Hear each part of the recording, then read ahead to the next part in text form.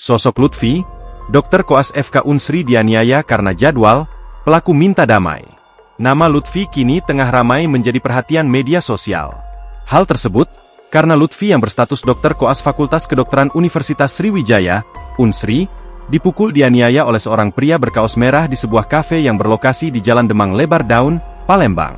Terlihat di dalam video korban yang masih mengenakan pakaian seragam koas mendapat pukulan bertubi-tubi dari pria tersebut tanpa perlawanan. Diketahui korban bernama Lutfi yang merupakan seorang chief koas mahasiswa Universitas Sriwijaya. Dari informasi beredar, diduga peristiwa penganiayaan itu terjadi di latar belakangi perselisihan tentang jadwal jaga koas yang diatur oleh korban.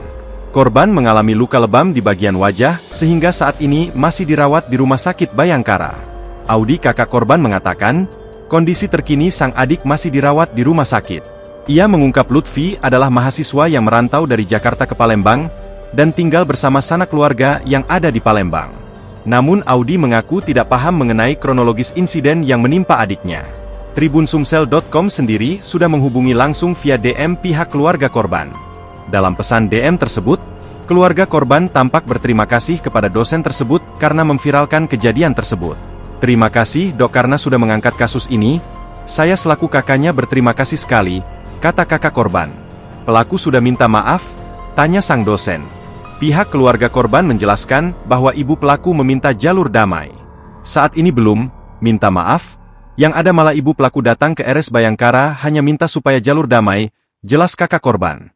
Coba baca ya chat di atas. Saya gak kenal sama sekali dengan keluarga korban, hanya menyuarakan suara hati jangan sampai orang yang merasa punya kuasa, bisa seenaknya dengan rakyat kecil juga bisa mencari keadilan. Download Tribun X sekarang, menghadirkan lokal menjadi Indonesia.